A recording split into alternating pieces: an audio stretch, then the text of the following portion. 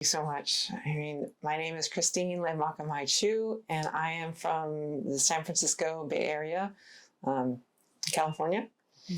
And I have been doing the Ho'oponopono process for over 25 years.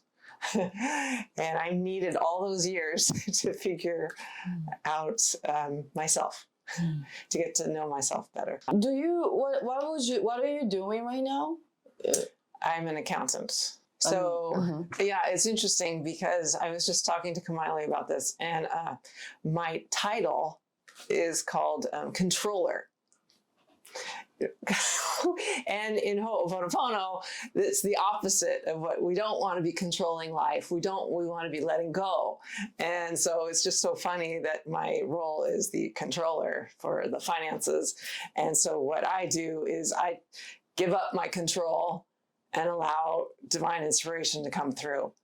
So that it's a constant reminder for me to give the control over to God, or to that divine part of myself that knows better how to flow through work. And I have a degree in business, so I'm a very practical person. So I love this process because I can take these tools and apply it practically throughout my everyday of work. Because you don't hear about meditation and work merging together. You think, oh, if I'm going to meditate, or if I'm going to practice Ho'oponopono, you think, oh, I need to sit on a rock and be still and quiet and in peace. And no, that's what's so beautiful about this, is that you can, in any moment of the day, step back, apply a tool, and then allow inspired work to come through. And so I love that about this. So that's beautiful. That's the part. Like, so, but many people, even me too, like, we need to do what we need to do. Yeah. And like exactly what you explained, like some people like are kind of confused that if we do meditate, if we do Ho'oponopono during the moment, what we need to do, those actual task is stop. But that's not true, right? Would you explain a little bit more about, like, so it's not about you're not going to do anything. It's actually you do your job as accountant. Yeah, so interesting, because you think, oh, if I take this class, I'm going to be free and not have to work. And no, the beautiful thing about this is we apply the process to whatever it is that we're doing. And we allow the process of the cleaning, and we might feel it, we might not feel it. Many times I don't feel anything except frustration and irritation, which you think, well, if you've been doing the process for 25 years, what's your problem? And it's like, no, everyday life gets me upset, and I don't know, I react. I am human, we are all human. And so, but what we're here to do is learn about ourselves and to let go of those aspects so that's what we're here to work on, right? We're not here to do the accounting work or do being a mother, or no, we're here to learn about our own selves, get out of our own way and allow those talents to flow. So it's completely opposite of what we've been taught. We're not here to work. We're not here to make money. We're not here to be a parent. We're here to allow love to come through, and then we kind of flow and erase those memories that are causing us and our family havoc in the world around us. So I know that's hard to comprehend. I still can't quite grasp the magnitude of doing a step-by-step cleaning process just by saying, I love you, thank you. If we could see the effects, we would do a lot more cleaning. Dr. Hewlin would always say, and we don't realize the gift that we've been given. And because if we did, we'd be doing it, a lot more. Right? Just in age or family structure, have led you to lose sight of your role and sense of fulfillment? How can you clean or realign yourself in these circumstances? So every day that we apply the process called self-identity through Ho'oponopono, we're changing.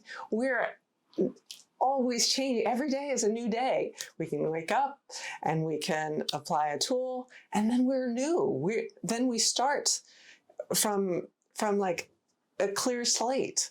And that's where we want to be operating. So every day is a change. And so if we try and hold on to what we think we know as our own selves, which is easy to do, we want to, because we want to feel comfortable, right? We want to think, I know who I am. I am, I'm a parent, I'm a this, I'm a that. And that's not who we are. And so if we can allow inspired thought to come through, then we're just constantly in the flow. It's kind of like a stream. You just want the stream to guide you. And so you're just kind of in that rhythm of the stream versus stopping the stream from flowing, right? But we're so used to thinking we have to control the stream and we have to like put a dam from the stream because we think this is how it should be, and instead of just allowing the beauty of life to teach us a new way of being. And that's really what we're here for. We're not here for any other reason. When you have anxieties about family, marriage, and divorce, what should we do? How can you clean or manage these concerns? When seeking the right answers, like for example, like if you're comfortable sharing that your experience of divorce, making some big decision is always like make us so nervous and anxious and stuck at the moment, and then trying to ask our friends or family, what do you think, like, and then I feel in the maze that those feeling of uncertainty about your own choices. How do you clean? Can you address these issues? I will try. So it's interesting that you asked that question, because on the flight yesterday over to Japan, I innocently turned on a movie, and it was there was a divorce. This couple was divorced, and up came and the family had 2 children, of which I have, and I am not recently divorced. I was divorced many, many years ago, and I thought I had done my cleaning and everything was okay, and yet I'm watching this movie, triggers these feelings of anxiety. Did I do the right thing? Are my children okay? Are they scarred for life? I mean, all this emotion came up, and I thought, wow, I have more to clean with. So every moment we think, oh, I cleaned or I didn't clean, or I'm okay with the situation. And maybe in that moment we are, and then the next moment comes up, and what is that moment giving us an opportunity to clean with? And so up comes this anxiety and worry about my children. And I go, I can clean with that. I can let go more. And what is that where did that really come from? I don't know. But I had memories. Maybe it came from my parents or my ancestors. But now I'm cleaning with, in this moment, I'm cleaning with my anxiety. Nobody else. Just because I'm checking in with myself, and I'm saying, oh, wow, that is not comfortable. I don't like that feeling. And thank you. Let's apply a tool. I'm saying to myself, I can apply a tool to that feeling, and let's let go of that. Because I don't want to be passing down, if I don't clean with those thoughts, I could be passing those down to my children, that anxiety. And so it's if I don't get to it, what are the repercussions? Like, well, it just goes downstream. Just the anxiety flows if we don't catch it. So it's a great opportunity, like red flag. Let me clean with another layer of that anxiety. And so, it's just whatever each day comes up. Like, I don't have a plan each day. What am I going to clean with? Anxiety, fear? No. So I check in. How am I feeling in this moment? I have my back hurts. Okay. Let me apply a tool to that in that moment. And many times I then forget that I had that come up. And that's beautiful, right? When it's been erased through the gift of God. It's just kind of dissolved, and then I can go on to the next situation. And so every moment, it's just this process of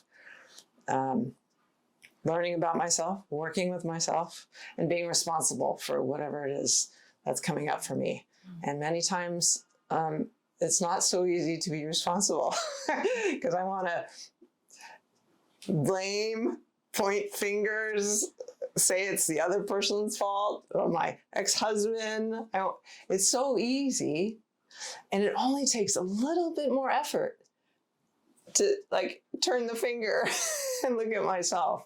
Just a little bit more energy to go, let me try that. Because, the blame, we're good at that. I'm good at that. But what does that benefit? It doesn't really get it. It's just, it's just that circle. It goes around and around and around. So let's stop the circle, clean with what is in me so that I feel better. And then we keep working on ourselves. You just said that I feel better. That's so important. But then we often forgot that first we need to feel better. But because I believe that this whole situation, if I want to change this situation or a certain problem, the outside also should be changed. Let's say if to make myself so happy, I achieve certain salaries. I forgot that what I really want to have is a peace of my mind. But then through Ho'oponopono, can we get the peace of mind? That's a good question. Because really, that's all we want, right, is peace of mind. I mean, a greater salary, that sounds wonderful. Will it bring us peace of mind? Maybe, maybe not. I don't know. But if we can check in with ourselves and in this moment in time, care for ourselves, nobody else. What I find is then the children calm down, the work calms down, everything is just kind of settles down, and then clarity can come up as to which direction to take. Versus I have anticipation of a greater salary because that will bring me this and that and that. Well, maybe yes, maybe no, but I'd rather earn a greater salary from a state of being in the flow than demanding I want a better salary.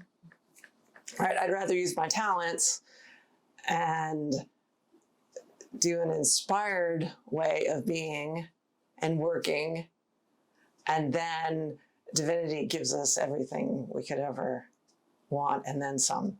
And it's really just ourselves that are stopping the flow. So it's not about writing goals out and having these expectations, because already we've stopped the flow. We said, divinity, I know better. This is what I want.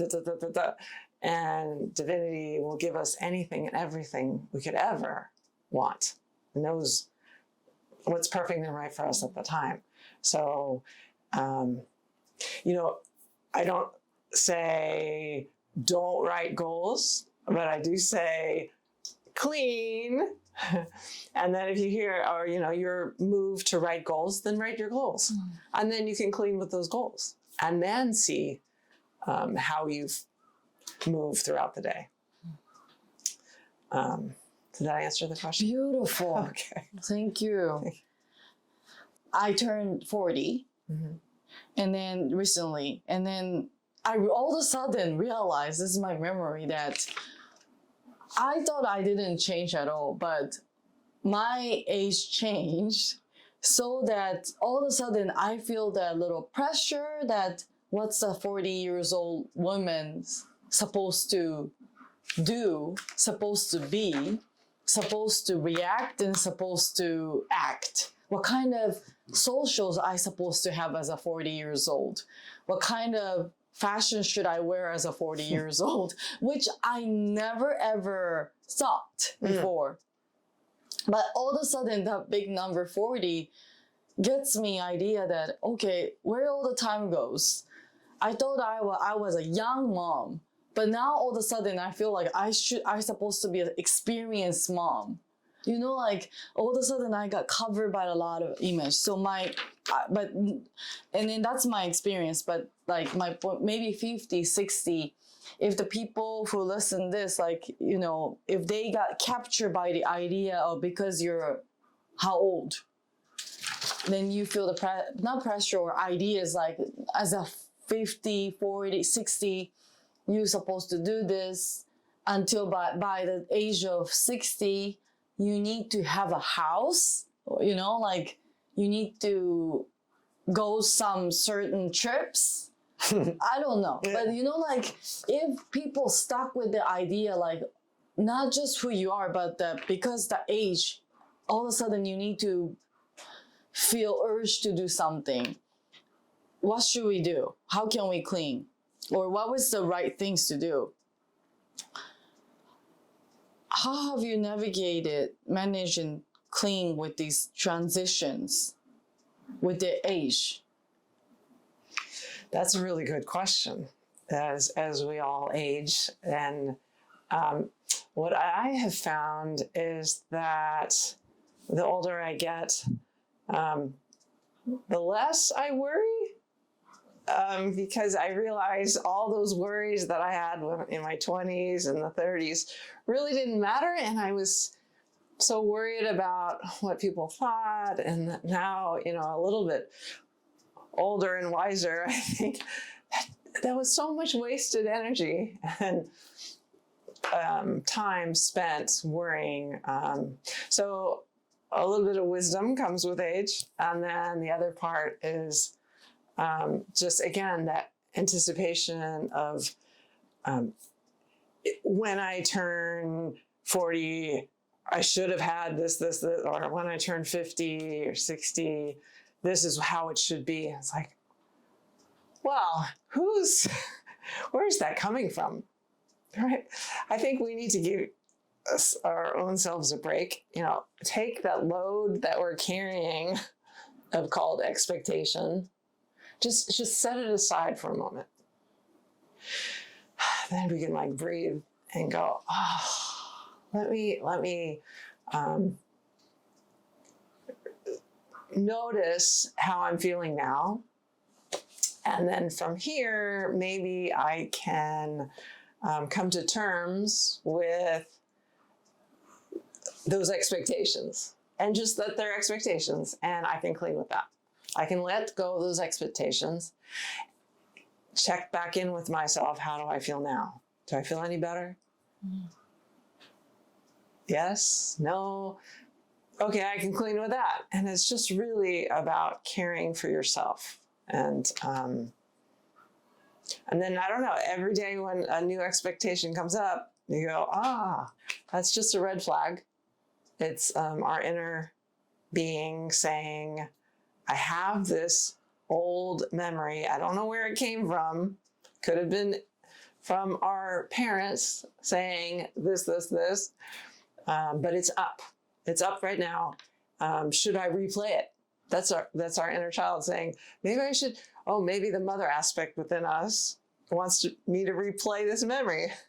It's like, no, we can acknowledge that that's up for the cleaning, but we don't have to keep hitting the replay button called I should this and I should that. It's like, okay, I see that it's here and I can hit stop. I can hit delete. And the delete button, called a cleaning tool, allows that memory to go up and be erased by divine inspiration.